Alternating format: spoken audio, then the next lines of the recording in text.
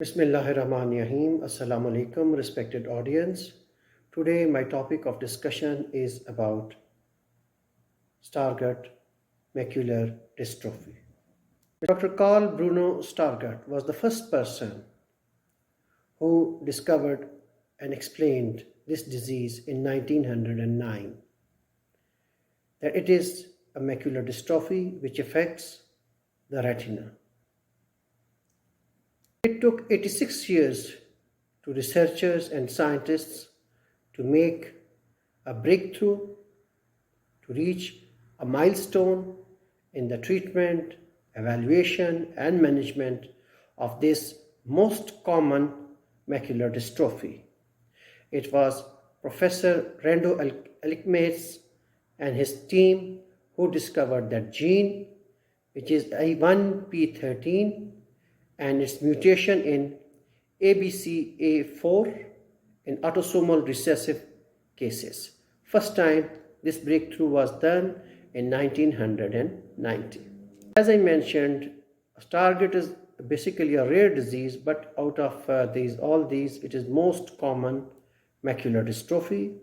Usually it affects patients in first decade and second decades, and it has can be divided into broadly two types: early onset and late onset. The gene mutation in early onset Stargardt's disease is very severe and harmful, while late onset, or we can say the adults, when it develops, the disease presents, but the gene mutation and variants are not that much severe to cause severe harmful effects as compared to the early onset or childhood, we say the onset disease. Different ways to classify this disease. One is the electrophysiological basis, and the type group 1, it is confined to the macular dystrophy, it is there, but if we see ERG, it is normal. The group 2 macular dystrophy is there, but usually in this type only there is generalized cones involvement and dysfunction. And group 3 macular dystrophy dysfunction with both cones and rods affected, and they have got dysfunction. Yes, so electrophysiologically we can divide it into 3 types. If we talk about different investigations, of course any patient who comes to us, we take out the vision of the patient. After that we can do his examination, fundus photography. Fundus photography is very important.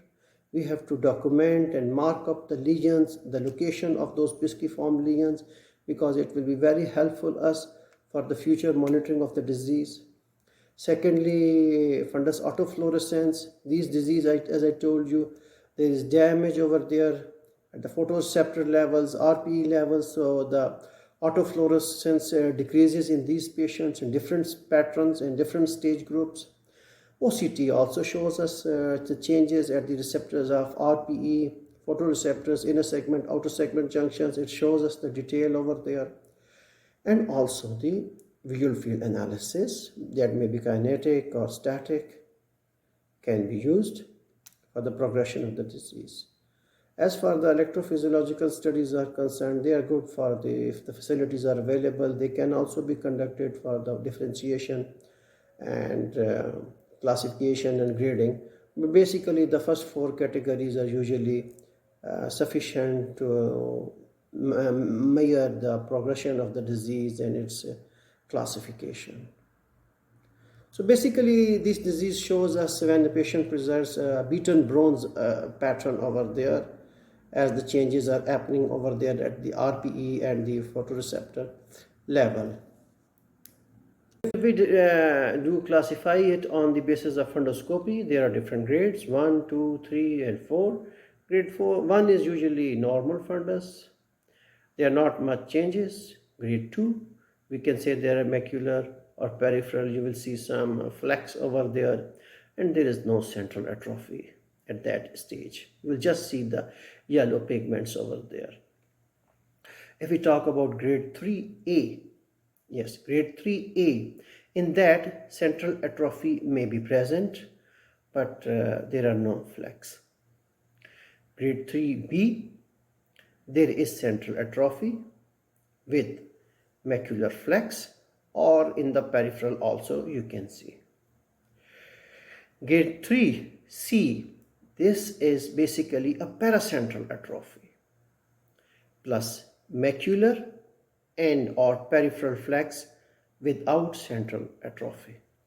And grade 4, which is very severe disease, there you will find multiple extensive areas of atrophic changes in RPE, which go even beyond the vascular arcades. So this is the most severe form.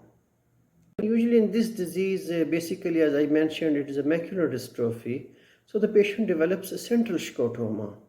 Yes, and peripheral area is usually spared until very advanced disease, in which even peripheral constriction of the visual field starts happening. But usually that is spared. Number two, that as the scotoma central develops, the fixation is lost and the patient develops eccentric fixation. And eccentric fixation is usually superior to the fovea. The reason is this area has got the highest concentration of the ganglion cells. And a very peculiar feature of this dystrophy is that whatever the stage I mentioned, whatever the grade I mentioned, usually there is always a rim of normal retina which is peripapillary. Yes, there will always be a peripapillary area of normal retina.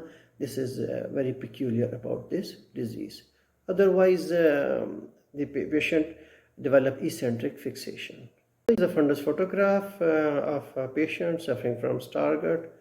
If on the basis of classification we say the central area has seen, you can see the atrophic changes over there, and along with this there is a ring of these lipofuscin pigments over there. So most likely we can say that this is a grade 3B to grade 3C type of atrophy changes over there happening. This is a fundus autofluorescence. You can see here that there is area of low autofluorescence in the central, yes, in the foveal area, and along with this occasionally hyperfluorescent areas you can see which are depicting the presence of flex over there, retinal flex.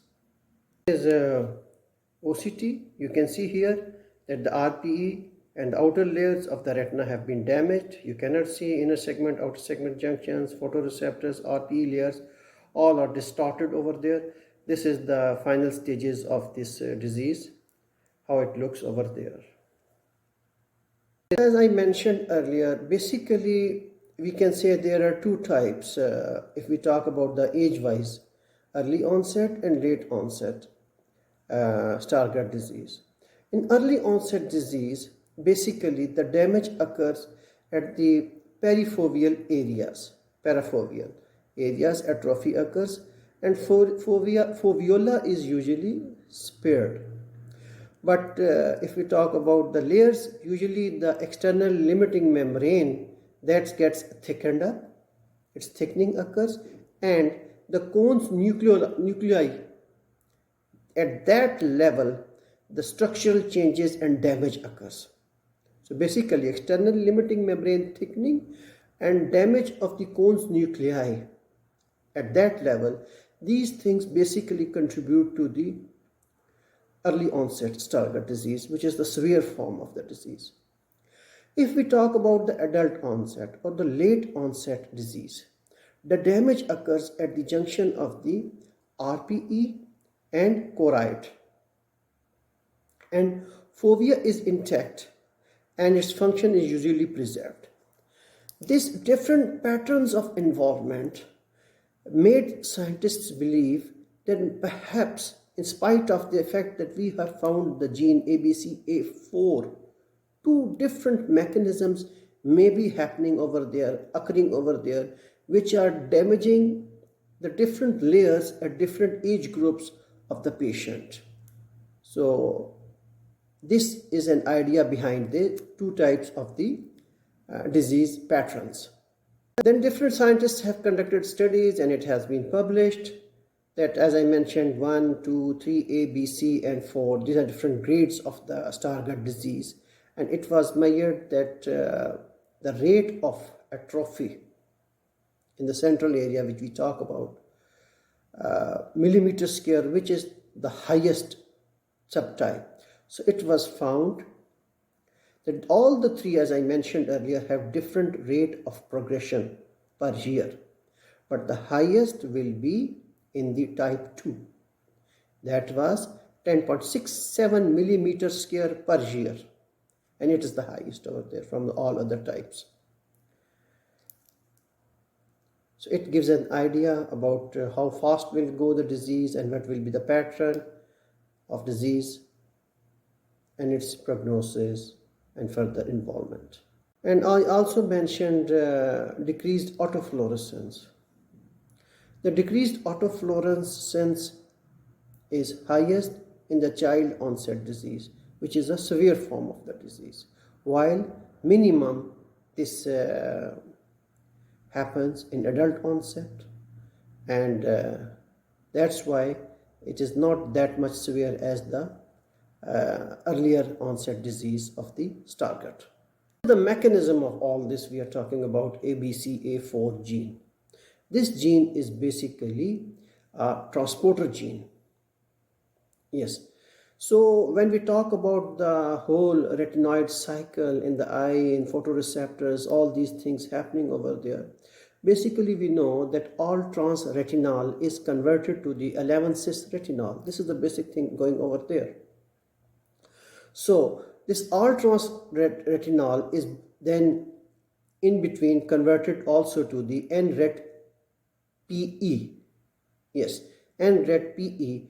And this molecule, and it is this molecule is basically transported by the ABCA4 transporter gene. When ABCA4 transporter gene is affected and it cannot form the proteins properly, this NRET-PE molecule cannot be transported and it gets accumulated over there. And this is the reason that we talk about that bis-retinoid compounds get accumulated in outer segments and ultimately their destruction and dystrophy and damages occur. So this is the basic cause for this damage. Talk about different treatments. Currently there is no treatment significant which we can talk about which can restore the vision in these patients, but a lot is being done about the gene therapy, and different vectors have been tried for this. For example, adenoviral vectors have been tried for this larger gene to go over there and work over there properly, but it was very small and the gene was larger. So they used the lentivirus gene, which is a big one vector. Lentivirus for carrying this gene is used. So subretinal injections have been developed and they are in the phase 1 and 2 trials. So this ongoing trials and research is going on to find out the proper cause of the disease. So basically these patients in advanced stages need rehabilitation, low vision aids, because this affects basically your central vision. So this rehabilitation and low visual aid devices, these can be helpful in the patients. I want to thank my respected audience for their attendance and attention. I hope this topic will be beneficial for them. Thank you.